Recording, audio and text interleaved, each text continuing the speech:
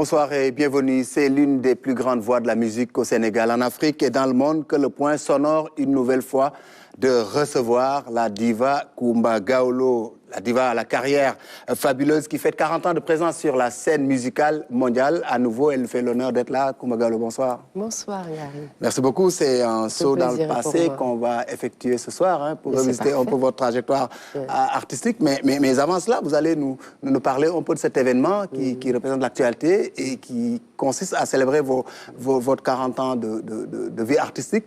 Mais pourquoi vous vous êtes arrêté pour fixer ce moment 40 ans? Et 40 ans parce que c'est très important. Ce n'est pas tous les jours que l'on fête 40 années. C'est vrai. Voilà, 40 années de carrière et puis... 4 décennies, c'est beaucoup. 4 décennies, c'est quand même assez important pour moi. Oui. Et c'est donc assez symbolique. Et je ne voulais pas du tout que le chiffre 40 voilà, puisse être autrement. Et donc j'avais envie de le marquer parce que pour moi c'est très très important. Cela symbolise 40 années de dur labeur, 40 années de défis, de challenges, 40 années aussi de souffrance parfois, surtout quand on est passionné par son travail et pour son travail et dans son travail. Absolument. Et que l'on n'arrive pas tous les jours à obtenir les résultats souhaités du fait de l'environnement, voilà, qui nous conditionne parfois. Et c'est aussi 40 années de grandes créations, de grandes œuvres, et puis 40 années aussi de maturité. Et pour moi, c'était très important de le célébrer. C'est un marqueur de votre vie et de votre carrière en tant qu'artiste. Au début, ce n'était pas facile. Non, ce n'était pas facile. De toutes les façons, ce n'est pas toujours évident de partir de l'Afrique pour faire carrière, quelle que soit la carrière, à plus forte raison la musique, puisque moi, j'ai démarré dans la musique, j'ai commencé à chanter alors que je n'avais que 7 ans. Absolument. Voilà. Et à 14 ans, j'ai remporté le prix du concours de chant La Voix d'Or, d'où mon sobriquet. Voilà mon surnom qui me poursuit jusqu'à ce jour. Et depuis cet âge-là, je ne me suis jamais reposée, je n'ai jamais arrêté. Voilà, je me suis toujours battue, j'ai toujours travaillé. Étant issue d'une famille modeste, ce n'était pas évident. D'un père policier, voilà, d'une mère qui ne travaille pas forcément, mais qui était malgré tout pensionnaire au théâtre Daniel Sorano. On sait ce que c'est que les salaires. Absolument. Voilà, dans notre société, issue d'une famille aussi nombreuse. Donc, j'ai dû batailler seule.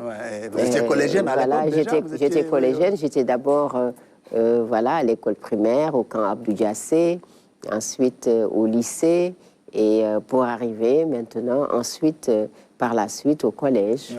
Voilà, et j'alliais études et musique forcément, naturellement. Très bien, ça c'est la fenêtre historique. On la referme pour y revenir un peu plus tard dans cet entretien-là. Mais parlez-moi un peu de cette célébration, comment ça va se passer. C'est un programme varié, là. Oui, c'est un programme varié et très prenant aussi, puisque nous allons ouvrir le bal par le Sénégal, naturellement, parce que c'est mon pays, c'est ce pays qui m'a vu grandir, qui m'a tout donné. Et pour moi, c'était une manière de rendre à César ce qui est à César, absolument. Donc de tout retourner à ce pays qui m'a tout donné. Donc le 7 décembre prochain, à l'esplanade du Grand Théâtre de Dakar, à la suite du Sénégal, nous allons nous irons à Banjul, en Gambie, le 21 au Maroc, le 25 on revient au Sénégal pour les tout-petits, puisque les 40 ans continuent au Sénégal, donc les tout-petits ainsi que leurs familles peuvent se préparer dès à présent. Et enfin, le 28 décembre en Côte d'Ivoire, à Abidjan. Et ça pour faire aller à la rencontre de tous les fans. Et pourquoi ces pays, la Gambie, le Maroc, la Côte d'Ivoire, c'est des pays qui vous ont marqué dans votre carrière? Oui, ce sont des pays, certes, qui m'ont marqué dans ma carrière, mais ce sont des pays qui sont des plaques tournantes de la musique, de manière générale, mais de la musique africaine. Pour certains, pour la Côte d'Ivoire, c'est une plaque tournante de la musique africaine, de la musique du monde. C'est un pays très bien fréquenté, mais aussi c'est aussi un pays où je suis très bien appréciée, où vraiment les Ivoiriens chantent mes chansons, les connaissent par cœur. Et l'autre raison aussi pour le cas du Maroc, comme vous le savez, le Maroc est un pays où il y a énormément de festivals. Donc c'est un pays culturel. Voilà, un royaume culturel, le Maroc. Et pour ces raisons-là, j'ai voulu aussi donner la part à ce pays où nous sommes en échange avec le ministère de la Culture, avec des partenaires, avec les fans qui réclamaient cet événement suite à ma participation au festival Rap Africa Summer au mois de, si je ne me trompe, au mois de mai, juin, juillet dernier. Voilà, je ne veux pas dire de bêtises, ou septembre, je ne sais plus les dates. Et aussi la Gambie, parce que j'ai beaucoup d'affection pour la Gambie. Ouais. J'ai beaucoup d'affection pour la Gambie. Et c'est un pays limitrophe, voilà, qui est qui est ami du Sénégal. Et pour moi, c'était très important aussi. Après plusieurs années de retrait où je n'ai pas été en Gambie, d'y retourner, une manière de renouer avec mon public gambien. D'accord. Renouer avec le public, mais surtout renouer avec le public sénégalais. Est-ce que vous avez senti l'engouement autour de cette célébration? D'abord dans la cellule familiale, est-ce que la famille y est? Est-ce que le peuple sénégalais... On est dépassé même, je dirais, vous avez vu mon visage, je ne dors plus beaucoup, ce qui n'est pas normal d'ailleurs pour un artiste. Un artiste doit dormir pour reposer son appareil vocal. Voilà, donc, mais bon, enfin, nous sommes en Afrique et l'Afrique est ce qu'il est, ce qu'elle est. Plutôt, quand on manage des choses, on est obligé, quelle que soit la compétence des hommes et des femmes qui nous entourent, d'être regardant sur certaines choses. Et moi, personnellement, étant une personne très, très exigeante, je m'implique dans tout et je veux voir un peu les choses pour éviter d'avoir des surprises. Maintenant, il est clair qu'avec tout cela, la famille, évidemment, est très, très bien. Depuis toujours, à ma mère, que je ne dirai jamais assez merci. Voilà, mon père n'étant plus là, ma mère est vraiment la personne qui me soutient, qui prie pour moi, qui est derrière moi, qui est devant moi. Les amis d'enfance, elles sont toujours là. Et vraiment, je voudrais redire merci à ma mère d'être toujours à mes côtés. Je voudrais aussi remercier Yama, remercier Katim, voilà, qui sont très proches de moi, qui me soutiennent beaucoup dans la famille. Et remercier aussi vraiment mon staff, bien sûr, et les amis, bien sûr, les amis d'enfance, puisque j'aurai des amis qui vont venir d'un peu partout pour participer avec moi à la célébration des 40 ans de carrière. Et déjà, il y a Sekouba Bambino. Quels sont les artistes invités qui viendraient d'autres pays? Bon, pour l'étranger, pour cette année, j'ai Sekouba Bambino de la Guinée-Conakry qui fait partie de mes invités, qui est arrivé voilà, ce matin. Et pour moi, j'ai invité Bambino pour plusieurs raisons. D'abord, parce que c'est un grand chanteur, voilà, africain, mais aussi parce que c'est un ami et frère, quelqu'un qui m'a toujours été fidèle, qui m'a toujours soutenu, que je porte dans mon cœur et dont l'affection fraternelle est réciproque. Et enfin, parce que le Sénégal et la Guinée sont deux pays amis et frères. À travers Sekouba Bambino, la solidarité ainsi que la fraternité sénégalo-guinéenne va être renforcée. Et après ce qui s'est passé récemment entre les deux pays, j'ai voulu vraiment raffermir les liens d'amitié et de fraternité entre nos deux pays. Citoyenne, et pour vos collègues artistes nationaux, il y a beaucoup, il y en a beaucoup. Certaines générations de musiciens d'artistes. Comme vous avez vu, j'ai été voir Youssou, bien qu'ayant un programme le même jour, il m'a fait la garantie et la promesse de venir faire une chanson avec moi. J'ai eu voir mon papa Baba Mal, comme je l'appelle, puisqu'à l'âge de 14 ans, je suis passée par son orchestre, sa formation. Et puis, j'ai pratiquement tous les artistes. Titi est passé, Aïda Samb, il y a Youza. C'est la jeune génération, vous? Voilà, la jeune génération. L'autre génération, plus jeune, je les réserve pour le 25 décembre pour les tout petits. Donc, pour dire que chacun y trouvera vraiment son espace dans la célébration de mes 40 ans de carrière. C'est mon souhait. Très bien, 40 ans de carrière. Maintenant, on va revisiter cette trajectoire historique. Je propose de regarder cela.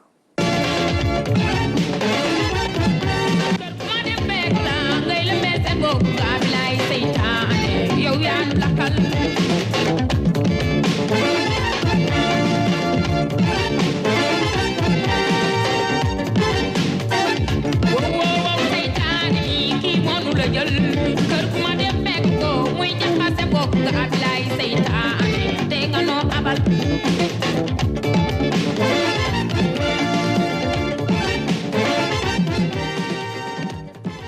jetez un regard sur ce passé, qu'est-ce que vous dites?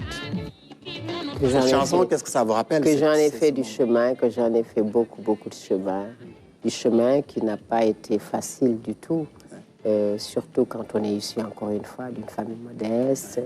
Et c'est mon père. Mon père était le seul ou pratiquement l'une des rares personnes à croire en moi.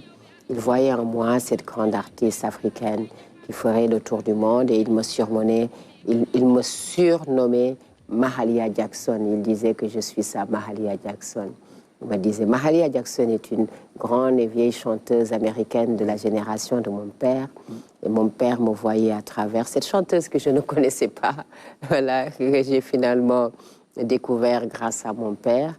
Et quand je regarde ces images, je me dis que j'en ai fait du chemin, pas toujours facile, pas toujours aussi triste, de grands moments, mais pas toujours facile. Je rends beaucoup grâce à Dieu.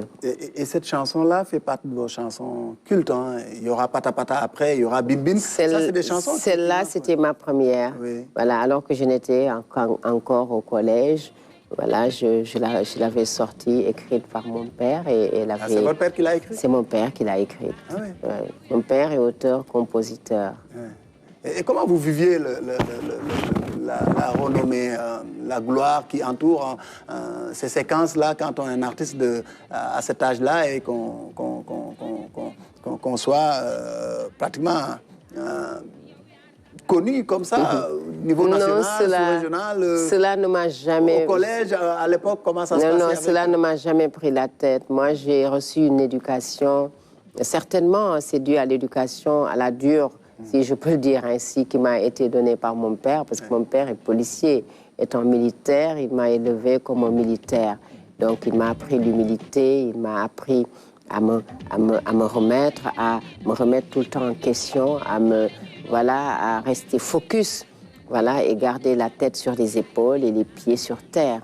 Ce qui fait que cela ne m'a jamais pris la tête, cette notoriété. Pourtant, j'en avais vraiment cette notoriété à l'époque, surtout que j'étais la première chanteuse à entrer dans la musique moderne, donc c'était nouveau. Et enfin, les jeunes de ma génération de l'époque avaient leur chanteuse. Donc il fallait voir une petite qui porte des jeans déchirés comme elle, qui faisait comme elle, danser, c'était nouveau. Et j'avais du mal à me frayer un chemin quand j'allais dans des cérémonies ou des comment dirais-je, des rendez-vous culturels. Ouais. Et c'était, il y avait ce côté-là, mais il y avait aussi l'autre côté qui était un peu un revers parce que je n'avais pas autant de moyens. Il m'arrivait de prendre le bus, là où le carapit, Ndiagandiaï, comme on l'appelait à l'époque pour aller à l'école, parce que mes moyens étaient maigres.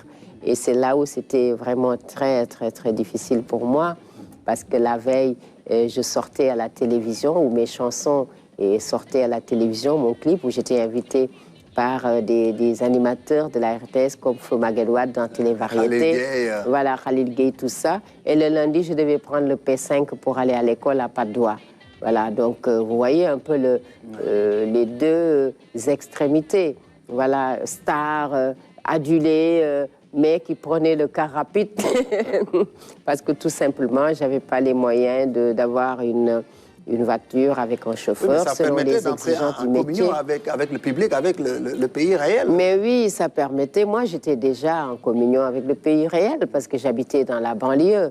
Voilà, j'habitais en plein banlieue, j'habitais Grand Yoff, Arafat, Grand Dakar, Dieuppeul, ça et là, tous les quartiers presque, donc j'étais tout le temps en communion. Mais il faut se dire aussi, avouer que quand on fait un métier comme celui de chanteur artiste, on a besoin aussi d'avoir une intimité. Absolument. Et de protéger aussi son image. Absolument. Voilà, oui. Ce qui n'était pas mon cas, donc ce n'était pas toujours évident. Après, vous ferez du chemin. Après, maintenant, c'est le succès mondial. Hein, c'est double disque d'or, vous êtes disque platine, ça. Quand on quitte le stade de cette année, là, c'est le collège, et qu'on atterrit comme ça dans la gloire mondiale, absolument. Forcément, c'est un saut qualitatif. Hein. Absolument, tout à fait. Bon, après cette année, bien sûr, j'ai sorti d'autres albums, parce qu'il y a eu Des Venati, il y a eu Omalé, il y a eu tous ces albums. Et c'est à la suite de cela, alors que je n'avais que 22 ans, que j'ai été découvert par Patrick Bruel, qui m'a invité en France. Et c'est là où j'ai sorti. Et donc, vous vous rendez compte de mes quartiers modestes de banlieue, où je puisais l'eau aux bornes fontaines, où je ne mangeais pas à ma faim, où je marchais pour aller à l'école. Je me suis retrouvée sur les grandes scènes du monde, habitant aux Champs-Élysées, aux 8 rue de Berry sur les Champs-Élysées. Voilà, donc le paradoxe, quoi. Mais malgré tout, je suis toujours restée cette personne humble, avec la tête sur les épaules, parce que les conseils de mon père, voilà, résonnaient toujours dans mes oreilles. Et c'est là où vraiment je remercie encore mes parents pour l'éducation qu'ils m'ont inculquée. Donc le succès ne vous a jamais transformé? Jamais. Vous êtes resté la Kumba que vous étiez depuis Depuis toujours. Années. Le succès ne m'a... Certes, j'ai gagné en maturité, mon train de vie a changé, mon environnement a changé, mon organisation, bien sûr, a changé, mais le succès ne m'a jamais pris la tête, ne m'a jamais changé. Je suis toujours restée cette fille... voilà, qui vient de Tivavone, qui est née à Tivavone, grandit pratiquement dans tous les quartiers de Dakar, et puis qui garde toujours la tête sur les épaules, pas d'alcool, pas de drogue, pas de... Non, non, je suis restée focus. Vous êtes resté focus. C'est quoi le moment le plus marquant pour vous dans cette trajectoire? Ah, il y en a beaucoup eu. Déjà, à l'âge de 14 ans, quand j'ai gagné le concours de chant voix d'or, c'était un moment marquant. Quand j'ai eu mes disques d'or, de platine aussi, je peux les considérer comme des moments forts de ma carrière. Quand j'ai été, après les disques d'or, primée au Cora Awards à 2 reprises, la première fois devant Myriam Makeba, qui est restée comme une grand-mère pour moi et qui est venue rendre visite à ma famille, voilà, Patapata, et que je lui ai offert à nouveau le trophée. Et quand, à la suite, l'année suivante, 2 ans après, j'ai été primée aussi meilleure artiste de l'Afrique de l'Est, voilà, au Cora Awards. Enfin, j'en ai tellement fait quand j'ai été à Bercy, au Zénith, au Stade de France. C'est les grandes scènes, quoi. Voilà, à chaque fois, je me suis dit, ben, écoute, voilà, c'est toi, cette petite de Tivavone qui te retrouve ici, sur ces grandes scènes-là. D'accord. Après cette scène, vous la quittez hein, en 2021, précisément au mois de février, pour raison de maladie. C'est des moments douloureux. Comment vous avez vécu cette séquence? Très douloureux. Ce sont effectivement, comme vous venez de le dire, des moments très, très douloureux, car ce sont des moments de doute. Cela a été des moments énormes de doute, de remise en question, de remise en cause de beaucoup de choses. Mais malgré tout, j'ai gardé ma foi. Quels que soient les moments de doute, je ne suis qu'un être humain, hélas. Est-ce que vous avez traversé l'esprit de quitter totalement la musique quand vous Jamais. Il ne m'a jamais été traversé l'esprit de quitter la musique, mais je me suis posé des questions. Est-ce que je vais retrouver ma voix? Est-ce que ma voix sera toujours celle qu'elle a été? Est-ce que j'aurai toujours cette possibilité, cette clarté? Mais jamais il m'a été effleuré l'idée de me dire je ne vais plus chanter, non. Est-ce que ce break vous a transformé ou bien est-ce que vous... Cela m'a beaucoup transformé. Oui. J'ai beaucoup relativisé dans la vie maintenant parce que j'ai compris que la vie tenait qu'à un fil. Et j'ai beaucoup gagné en maturité. Ma foi s'est beaucoup renforcée avec ce break parce qu'il m'arrive de faire des longues séances de prière où je suis connectée à Dieu parce que je me suis dit c'est les seuls moments que j'ai pour rester connectée et me dire au fond de moi que là, il me voit et il m'entend. Voilà, et garder ma foi. Il vous entend, il vous ramène à la vie. En mai 2023, vous retrouvez cette scène qui vous avait manqué, ce contact avec les fans. C'est marqué par un grand concert au Grand Théâtre. Absolument. Un grand concert mémorable où j'ai déployé mes ailes, pour citer un organe de la place. Et c'était de beaux moments de retrouvailles entre mes fans et moi, particulièrement mes compatriotes sénégalaises et sénégalais. Ils ont beaucoup soutenu. Hein? Ils m'ont toujours soutenu. Beaucoup de Sénégalais, hein? Je me sens tellement redevable, je ne cesserai jamais de le dire. Je dois tout aux Sénégalaises et aux Sénégalais, ce pays que j'aime tant, ce pays pour lequel vraiment je donnerai ma vie. Merci, merci pour ça. Et maintenant, vous sentez très bien, il n'y a plus de problème? Je dois avouer, pour dire vrai, être honnête, que quand je suis fatiguée ou très fatiguée, la voix replonge.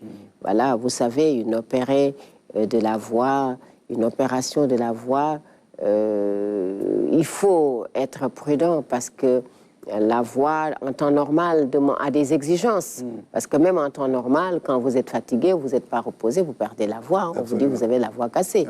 À plus forte raison quand la gorge a été touchée. Voilà, et je dois avouer que parfois, quand vraiment je suis fatiguée, je ne suis pas reposée, la voix est down.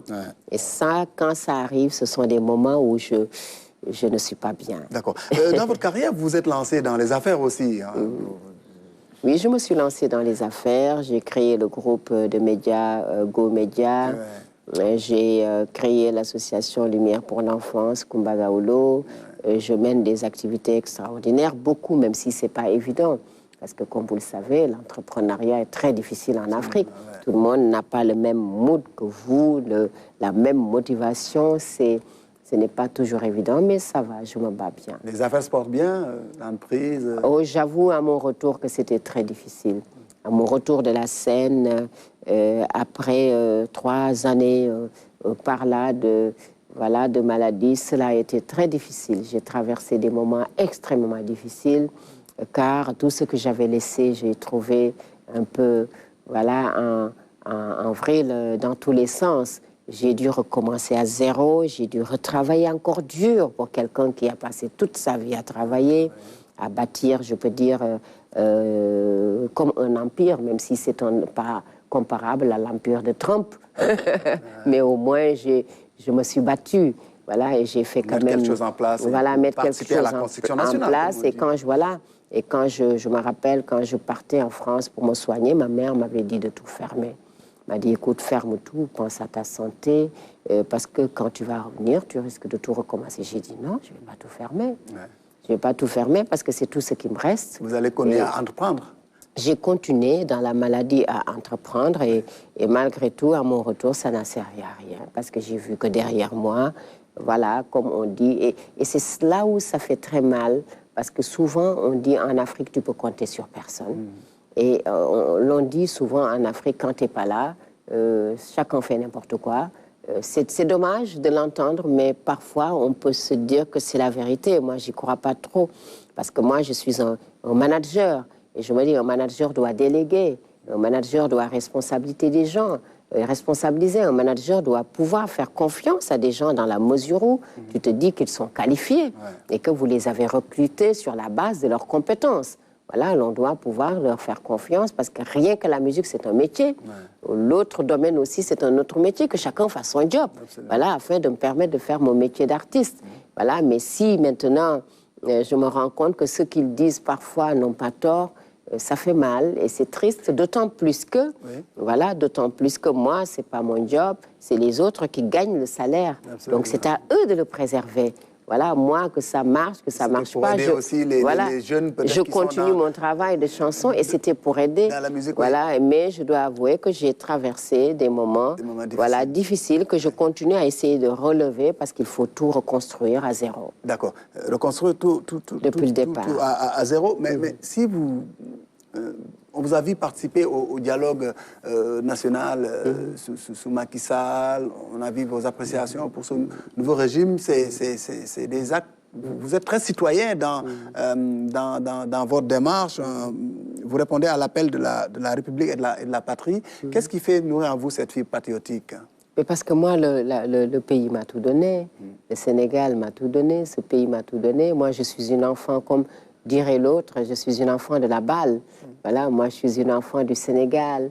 Je suis née ici, de mon Tivaouane natal. J'ai grandi ici. Je connais pratiquement tous les quartiers. Je connais les difficultés des Sénégalaises et des Sénégalais parce que j'ai été puisée à l'eau aux bornes fontaines. J'ai vendu des beignets. J'ai marché pour aller à l'école. J'ai pas mangé à ma faim. J'ai dormi dans une même chambre avec mes parents et mes frères et sœurs. Donc, quand je vois l'autre le dire, je sais ce que c'est. Vous vous retrouvez dedans? Donc, je me retrouve dedans. J'ai l'obligation de donner tout à mon pays. Et ce pays qui m'a tout donné aussi, et qui m'a aimé et qui m'a soutenu. C'est normal. Ce pays qui vous a soutenu avec cette nouvelle équipe gouvernementale, comment vous appréciez le travail en tant que Sénégalaise et artiste de manière générale? Écoutez, c'est une nouvelle équipe gouvernementale. Comme vous le dites, il faut leur laisser le temps de travailler. D'accord. Vous savez, il ne faut pas être non plus pressé. Malheureusement, chez nous, au Sénégal, on est trop pressé. Il faut laisser travailler. Je ne veux pas comprendre que quelqu'un arrive, ça ne fait pas 8 mois, et que tu lui reproches ton chômage qu'il a trouvé sur place. Il faut quand même lui laisser du temps. Et je crois beaucoup à cette nouvelle équipe. Le président Diomaye ainsi que le Premier ministre Ousmane Sonko sont jeunes. Il faut les encourager, il faut les accompagner, il faut les laisser faire, observer. D'accord. Très bien. On sait que la RTS vous accompagne beaucoup dans cette célébration. Comment se passe le partenariat? Écoutez, la RTS, c'est ma maison. Ça date de très longtemps déjà. Ça date de très longtemps. À vos débuts, de l'âge de 7 ans. Votre premier enregistrement, vous l'avez fait à la RTS. Oui, de l'âge de 7 ans, et on a enregistré avec un agra. On a les images que le réalisateur va nous montrer. Et on a enregistré avec un agra. Ça, c'est une émission que vous avez faite. Oui, ça, c'était avec Khalil Gueye, j'avais 18 ans. Voilà, Jazz Plus avec Khalil Gueye. Mais ma collaboration avec la RTS date bien avant, bien avant cette émission. J'avais 14 ans. J'allais à ORTS à l'époque, en face Sorano. J'ai enregistré avec un agra, avec Nying, qui était au bureau des programmes et autres. Donc, et ça se poursuit aujourd'hui? Pour moi, c'est une manière de continuer cette collaboration avec la RTS, une manière de rendre cette reconnaissance à cette maison qui m'a tout donné et qui m'a toujours soutenu. Et ça continue pour cette célébration. La RTS s'implique aussi? La RTS s'implique et la RTS est la télépartenaire qui va retransmettre en direct voilà, ce concert des 40 ans de carrière. Et c'est extraordinaire d'ailleurs parce que ça prouve que la RTS se modernise, se développe et va vers les gens. C'est très bien et pour ça, je félicite toute l'équipe.